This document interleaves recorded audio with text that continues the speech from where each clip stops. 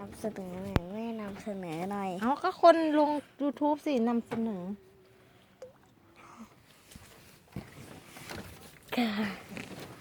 กราบสวัสดีครับผู้ชมด้วยนะครับ วันนี้เราจะมาถ่ายคลิป ฟุตบอลอะไรพูดดังๆเนี่ย แล้ววันนี้เป็นวันอาทิตย์นะครับ แล้วก็ออกมาเที่ยวทะเลเล่นโอ้ยมือติด ทะเลบ้านไหนเธอจิพยา ไม่ใช่ทะเล น้ำ ไป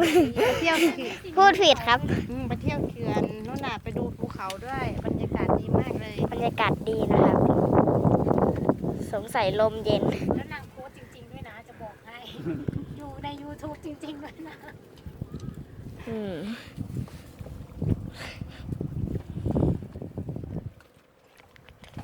ช่อง YouTube ของตัวเองเกิด 300 อะไรนะ มากันประมาณ 300 คน 300 เลนใช่ไหม ไม่ใช่ เราจุฬานะ ไปอยู่มุมนี้ก็ได้ กฎกติกา เดี๋ยวพูดถึงการเที่ยวก่อนเนี่ยนะ อ่านไว้ไงเอ่ยข้อปฏิบัติเมื่อลงเล่นน้ำคืออะไร ข้อ 1 สวมใส่ชูชีพทุกครั้ง 2. ไม่ปฏิบัติตามจะลากแพเข้าฝั่งทันที ฝั่งคืออะไรนะ ฝั่งคือตรงนู้น สมปองไปดูดิสมปองไปดิตรงนี้ไป แต่ว่าพวกท่านบรรยากาศดีวันวัดเต้ย ตรงนั้นนั่นก็คือฝั่งนะครับ ไปเล่นงานอยู่ใน ตรงอันที่มันมีริมเรือเลย เรือบ้านนั่นแหละ ตอนนี้เราจะไปกินข้าวประชุมกันไม่ใช่ ข้าวก่อนค่อยเล่ กิ น นข้าวก่อนค่อยเล่นน้ำนะครับ สงสัยเราจะถือโทรศัพท์ลงไปไม่ได้นะครับเดี๋ยวโทรศัพท์หล่นน้ำตรงกลางมันลึก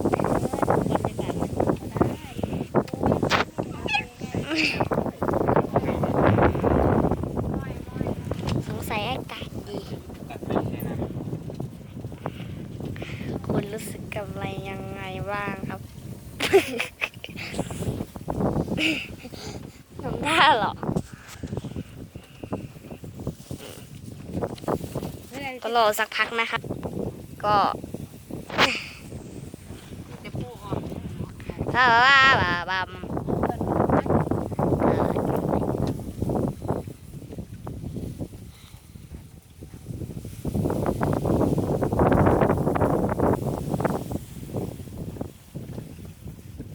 เที่ยวไปเล่นแห้งกันวะ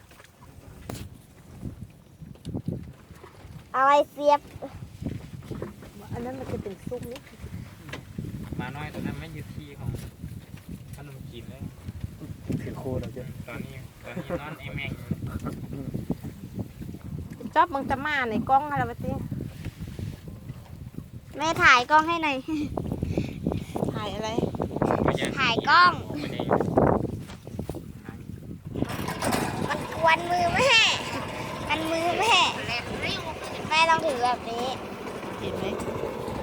เห็นไหม ถือสองข้างถือสองข้างเดี๋ยวหล่น บรรยากาศดีไหมหน้าจอลายจังเลย ก็บรรยากาศดีมากกิโล พูดดิเนาะ ไม่ทราบว่าคุณจะนอนตรงไหน น้ำท่วมหมด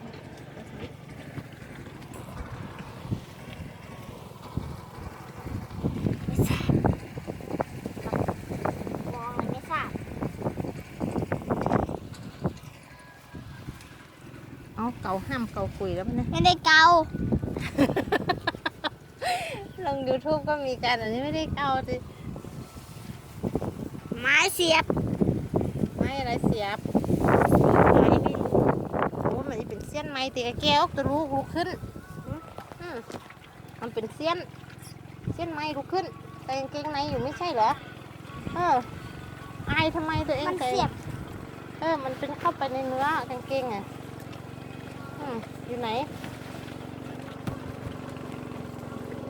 มันอยู่ตรงกางเกงอ่ะ เป็นเส้นมามันเป็นเส้นไม้ฟากเนี่ย ไม่ฟัก ที่ทาง มันมาได้ไงครับ มันจะอยู่กับตรงนี้เลย จะเล่นน้ำได้ไหม ม มาเอาบะเตยถ้าสั่งอาหารน่ะมันต้องขนาดบริเวณเทศกาลนี่มึงอ่ะขนาดบ่มีคนเลยนะก็มีคนนะมึงเอ้ย ถอดกางเกง บ่ได้กินเนาะ แต่ทีมบริยูทิพ เขาก็อย่างว่าระบบ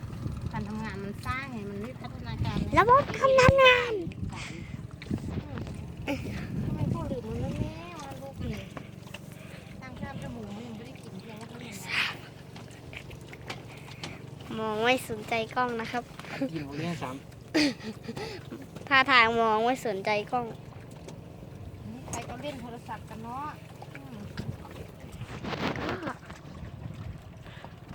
อืม แพ้สวย สวยแดง ลาเขาไปลาดไม่ใหญ่ ำเป็นเอากับเขามาส่งแล้ว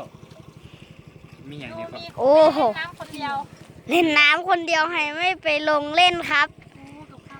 กับข้าวมาส่งตรง ฮะ เนี่ยกับข้าวครับกับข้าวดีนะที่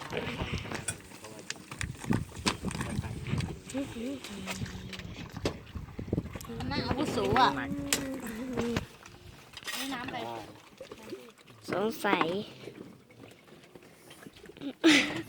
สงสัย